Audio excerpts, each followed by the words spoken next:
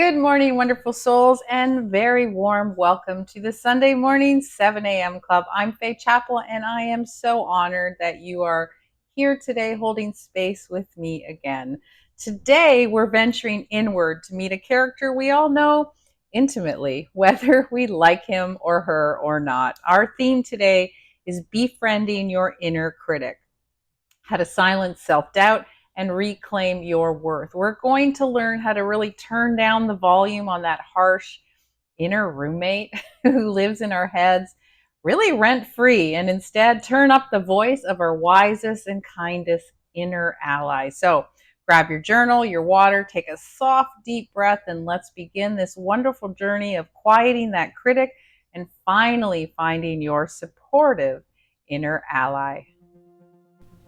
Welcome to the Sunday Morning Club, the place where we battle burnout and brew up bold ideas, preferably over a steamy cup of coffee. I'm Faye Chappell, and I'm your ringleader for these re-energizing Sundays. If you're ready to crack the code on resetting your mindset, rebooting your goals, and laughing a little along the way, well, you're in the right place. So let's dive in. So, if you've ever had a brilliant idea only to hear a sharp inner voice whisper, that's ridiculous. Who do you think you are? Or if you've ever made a small mistake and you've been beaten up internally with, see, you always mess up, then you know the paralyzing power of that inner critic, right? This voice isn't just harmless negative talk. Think of it as a well meaning but deeply misguided security guard for your soul. Its job, as it sees it, is to protect you from potential failure, embarrassment, or rejection by keeping you small and safe. But in its attempt to protect you, it actually fuels self doubt. It stalls your most important projects and is the primary driver of burnout. And this isn't just a feeling, it has a physical cost because research shows that harsh self criticism really triggers a threat response in our brains, right? Spiking our stress hormone, our cortisol level. And over time, this chronic stress really leaves us exhausted, right? Exhausted, overwhelmed, beat up. But here's the most important thing to know: that critic is not the real you. It's a learned pattern of thought. And because it's learned, we can gently unlearn it. So today, we're going to not only try to learn to fight or banish that voice, because, we can resist, right? And we can resist instead of persist, right? We want to befriend it and keep it in our power. So to understand its misguided intention and thank it for its service, and then lovingly promote a new inner guide, one that's wise and compassionate, your inner ally. So let's tune into this voice right now, just for a moment, right? So we know what we're working with, right? Inner critic is really, let's think of it as an inner critic flash. Let's take a look at it. So, what I want you to do is, I want to invite you to gently close your eyes and recall a moment from the past week, however small, where you felt a pang of self doubt, right? Or you judged yourself really harshly. Maybe you heard an echo of, you're not doing enough, or you failed again. And I want you to bring that moment to mind without getting lost in it. Okay, think about that. Now notice where that feeling lands in your body. Is there a tightness in your jaw, a clenching in your stomach? Are your shoulders creeping up towards your ears? The critic leaves a physical fingerprint, and that's what we want to notice. Just where is it, right? Where is it? So when you're ready, I want you to gently open your eyes. And then I want you to, if you feel comfortable, I want you to share that one word that came up, that inner critic voice. How is it feeling, right? Words like heavy, sharp, cold, scary, draining. We practiced this when we were talking about overwhelm and we were talking about self-doubt. So I want you to think about, what is that word that comes up when you think about what happened this week. And I want you to gently jot it down into your journal or put it in the chat, whatever you think. But I want you to really think about this honestly, right? Because recognizing it we talk about burnout and what we need to do to overcome it. I work a lot with burnout, with CEOs, with moms, you name it. We're going to have a burnout challenge coming up in the next couple of weeks, so make sure you stay tuned. But the number one step is to recognize when it first comes up in order to heal. So if you recognize that inner critic that will lead you to burnout, I want you to make sure that you acknowledge that it exists, right? Because that voice is so exhausting. It attacks us on multiple fronts. It attacks us in really four different ways that it really drains our energy and it fuels that burnout, right? It's that constant threat alarm. So every time you criticize yourself harshly, your body registers it as a threat and it spikes your cortisol level. It's like living with like a smoke alarm that goes off every time you burn the toast, right? It's physically and mentally exhausting. Then there's that perfectionism trap, right? The critic whispers, it's not perfect, don't even try. And this leads to procrastination, right? It stalls our most meaningful projects. And we get stuck in an endless loop of revision. We're too afraid that that critic's verdict is actually right. And, so are we ever going to get it done? Then there's the achievement treadmill, right? That's that critic that often convinces us that our worth is tied to our achievements, right? So we hustle and we grind and we chase the next goal, hoping to finally earn its approval.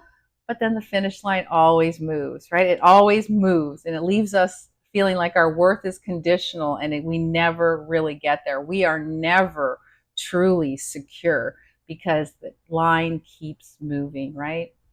And then there's something that I like to call burnout fuel, right? That constant cycle of self doubt, of stress, and striving without ever feeling good enough, right? It's the absolute definition of burnout fuel. It drains our resilience and it makes it almost impossible to recharge. And recognizing these patterns are the key to breaking the cycle and to choose a kinder, more sustainable path. So, I always start with a quote. So let me give you a simple but powerful thought. And that can be our anchor today. But the universal, I'm not sure who wrote it, but the universal wisdom of it, you will understand. Be gentle with yourself. You're doing the best you can. That's it. What if we truly believed that every day? Be gentle with yourself. You're doing the best you can. I always think of that when someone complains about their parent or their boss or whatever. I always say, they're doing the best with what they know, right? They don't know any different, so they're doing the best. So I want you to take that into your own psyche, right? Be gentle with yourself. You're doing the best you can. So let's take it a step further and grab our journals and become kind of like gentle detectives of our minds. Okay. So I want you to take as long as you need. Remember, if you're watching this on record, I want you to stop and complete this. But I want you to write 3 columns on your journal page. Column 1 is basically the critic's greatest hits. Okay. So in this first column, I want you to write down 2 or 3 of your inner critic's most common phrases. So what are those go-to things it always tells you? Like you're disorganized, you're not smart enough, you always say the wrong thing. What are the 2 or 3 things that you perpetually repeat in those critic's greatest hits column? Okay. So take a few minutes and write those down. In column 2, you're going to give it we'll call it the critic's cue. So for each phrase that you wrote down, note when it tends to show up, right? So what's the situation or what's the trigger? So when I open my messy inbox, I think, well, that's when I'm so disorganized comes up. Or when I'm in a meeting with senior leaders, right? Or after I have a difficult conversation with my spouse. When are the triggers that prompt those greatest hits to come out? And then in column 3, I want you to consider that column 3 your inner ally, your reframe, right? So now it's really the most powerful part. We're going to reframe each critical thought into a supportive and compassionate and realistic statement from your inner ally, right? So if a critic says, "You're so lazy, you don't go to the gym," your inner ally might say, "Your body needed to rest today, and that's just as productive. You can try again tomorrow," right? And say it with real kindness, right? So I want you to reframe any of those nasty greatest hits that are happening, and I want you to give yourself a little kindness. When I raised my three kids, I always everyone always used to say, "Well, what's your secret? Because you have great kids." And I always said, I always raised them with a simple instruction, and it was be kind. And that meant be kind to everyone they meet, be kind to themselves, because again, you never know what's going on internally or around them. So just practice kindness. That's it. That's all you need. My religion is kindness. So I want you to practice that with yourself, okay? So this might feel a little strange at first, but it's very powerful. We're going to practice externalizing these voices, right? So you can actually do this out loud, softly, if there's a lot of people around, or just silently in your mind, whatever you feel is better for you. So let's take a common critical thought. I'll say the critic's line, and then I'm going to invite you to respond with your inner ally's line, right? So think about it. Let's try one together. The critic might say, "You always mess up everything." So I'm saying that to you. You always mess up everything. So I want you to take a deep breath and let your inner ally respond with something like, "I'm human, and learning from mistakes is how I grow stronger and wiser." How did that feel? That feel good? Right? Let's try another one. Let's say the critic says, "Everyone else has it all figured out," right?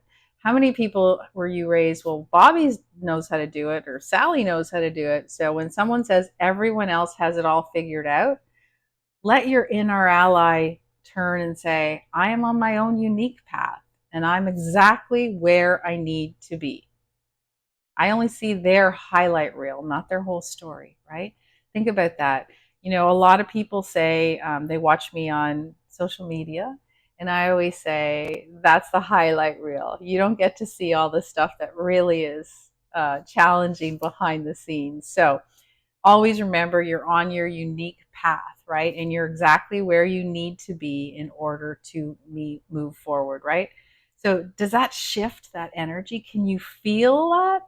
Because you are literally rewiring your brain by practicing this. And the more you do it, the better you'll feel. Treat yourself with kindness, right? Treat yourself with kindness. So, let's do a bit of a breathing. We're going to do, I'm going to call it the kind voice reset, since we're all about kindness today. So let's anchor this new kind voice within our breath, okay? We're going to use a simple 4-4-6 count, infusing it with a loving affirmation. So let's inhale through our nose for a count of 4. You guys are very good at breathing now. So inhaling through the nose, 1, 2, 3, 4. Okay, and I want you to silently think of the words "I am" as we inhale. Okay, and then we're going to gently hold our breath for 4 counts. We're going to feel a sense of warmth and kindness spread through our chest. And as we exhale, for 6 counts. We're going to exhale through our mouth, and we're going to silently say the words enough. So when we put it all together, it's I am enough. So inhaling 4, I am, 2, 3, 4, holding, and then exhaling for 6 with enough. 1, 2, 3, 4, 5, 6. Okay, we're going to do that again. Inhaling 2, 3, 4, thinking I am, holding 2, 3, 4, and feeling kindness. And then exhaling 2, 3, 4, 5, 6, thinking enough. Let's do that again. Inhaling 1, 2, 3, 4. Holding 1, 2, 3, 4. And exhaling 1, 2, 3, 4, 5, 6. You're going to repeat those as many times as you feel comfortable doing. So stop this and continue what you want to do so that it really integrates into your system. So remember, as we inhale, we say, I am. We hold with kindness. And as we exhale, we say, enough. Then after your last exhale, I want you to just rest in your natural breath for a moment, right? And then I want you to really notice the tone of your inner world. It's a little softer, a little quieter. That's your kind voice. That's your inner ally. That's taking you to the right space. So whenever you feel that everything's got you down, that all these thoughts are coming in, I want you to think of this kindness breath work, okay? And now let's take it one step further and let's move into a little bit of a guided meditation with the same theme. So let's just go think about finding a comfortable position, right? Gently closing your eyes and imagine yourself sitting in a quiet, beautiful garden, and the sun is warm, a gentle breeze is blowing. This is your safe inner space. And after a moment, you notice a figure that's approaching. And as they get closer, you recognize them as the personification of your inner critic. They don't look mean, they don't look evil.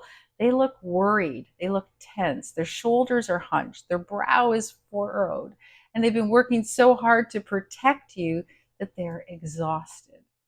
So, with a feeling of compassion, I want you to invite them to sit down beside you. Don't argue with them. You simply turn to them and say silently or softly, thank you. I see you've been trying to keep me safe, and I appreciate your concern, but I've got it from here. I can be my own wise guide. Now imagine another figure appearing on the other side. This is your inner ally, right? And it radiates calm and wise, unconditional love. And they could be a version of your best self, a loving grandparent, or just even a warm light glow, whatever you think. They simply sit down with you, offering a feeling of complete acceptance. So feel the presence of this wise, loving ally beside you. And I want you to breathe in their calm strength and their compassion, right? And as you exhale, imagine your worried inner critic beginning to relax. Their tense shoulders soften.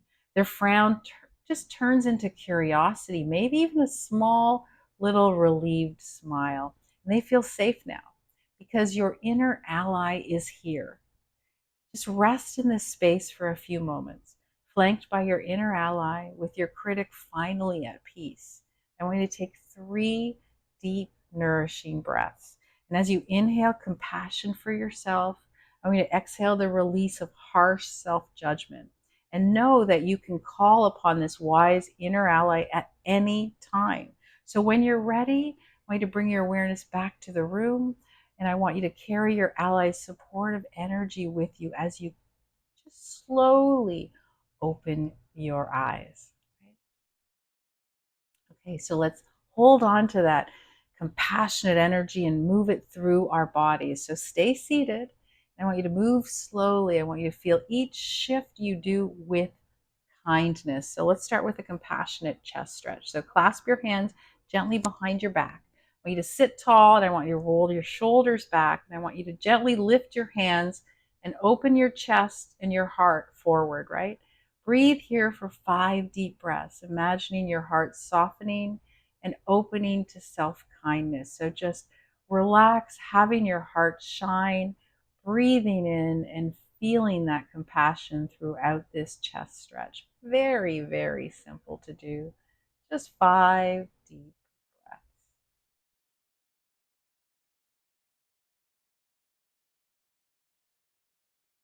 When you're finished, gently bring your hands forward. No big movements, just gentle movements today. We'll do some gentle side bends. So we're going to inhale, and I'm going to reach your arm right up. And as you exhale, I want you to bend gently to the left, feeling a nice stretch. That's all, just a nice stretch. This can be a movement of ease, not force, right? Take 4 breaths. 1, slow as you want. You're just releasing a stretch. 2, 3, And one more. Gently bringing your arm down and doing the same, leaving your arm back up on the left side, stretching over to the right and inhaling for a count of 4. So inhaling 1, 2, stretching where you want to make you feel like you're moving your body with kindness and compassion. One more breath. Okay, and bring it down. Right. So, we hold so much tension in our hands, right? Just from everything we do. So, I just want you to gently roll your wrists in circles one way, right? And then stretch your fingers really wide, and then the other way. And again. And when you do a fist, it's a soft fist. It's not tight, it's a soft fist. We are releasing tension from every part of our body, right? So, let's have a little fun. I invite you to move in any way that makes you feel joyful. So you might be tapping your toes, swaying your shoulders, smiling, whatever you want. Just make it a movement. You guys love to shake. I know that if it's shaking, go for it. I get so many DMs saying, I love the shaking. And so for you who are new, all we do when we shake is we shake every part of our body and we shake out stress. So if that's what you want to do it. We just want you to move. Sometimes you might be sitting watching TV, or you might be just sitting at your desk and you just need to move. You just need to stretch, whatever makes you feel good. If you've never been to a stretch class, I encourage you to do one. There's lots on YouTube. You can find some on our alternative channels, and you can just stretch your body. Just moving will make you release tension, and you will feel that gentle kindness coming in. And then finally, I just want you to do like kind of like an inner ally hug. So just to close up your movement, I want you to wrap your arms around yourself in a warm, hug. I got my mic here, and I want you to squeeze gently, maybe give your shoulders a little rub, or close your eyes and whisper, I've got you, I'm on your side, right? And hold for 5 breaths. Just give yourself a hug and understand that you are enough to make yourself feel good. You do not need to find external validation to make yourself feel good. So we've moved through our mind and our bodies, and we obviously, when we talk about our bodies, we always talk about nourishing our bodies, because this can be a powerful act of self-kindness, right? So when the inner critic is loud, I want you to treat yourself to a snack that feels like a hug from the inside out, right? So one of them might be just a few squares of really good quality dark chocolate, or maybe a handful of walnuts, something that's really good for your body. Dark chocolate can boost mood lifting neurotransmitters. It really helps with dopamine, and walnuts are packed with omega 3s, and they support brain health. And each one of them is delicious, right? So a satisfying treat can also make you feel like you're worthy of nourishment, you're worthy of pleasure. So make sure that you're eating something that's healthy, because here's the thing: if you pick up something that you know is not good for your body, right, or that's not good for your brain, then what you're doing is you're basically telling that inner critic you're not good enough for the good stuff. So you're just going to grab whatever it is. And if you can start changing everything about how you treat yourself, that inner critic will quiet, right? So this is a little bit of a tiny but mighty practice. I want you to think about taking a sticky note, right, when we're off of this call, and write a short, kind phrase on it. Something like, I choose kindness for myself today, or you are doing great. And I want you to place it in the corner of your bathroom mirror. And each morning, instead of looking for flaws, your eyes will land on that note, right? I want you to take 1 second to look at your reflection, to smile, and repeat the phrase. It's really a powerful micro break of self love. And it really rewires how you feel about yourself one day at a time, right? My favorite is always, I choose kindness. That's what I try to say every day. Because when I say I choose kindness, that means I choose kindness for everyone I meet, for myself, for my body, for my mind, whatever it is. Okay, so you've done wonderful, wonderful work today. And I really think it's great that you met and befriended your inner critic, right? And it's there to awaken your really your it's supportive inner ally, right? You've planted those seeds of self compassion, and that's really where you need to be. So, what I want you to think about is, what else you can do for yourself this week. I want you to really think about spreading that kindness throughout your life. In the next couple of weeks, we'll be unlocking our 7-day challenge on really defeating burnout.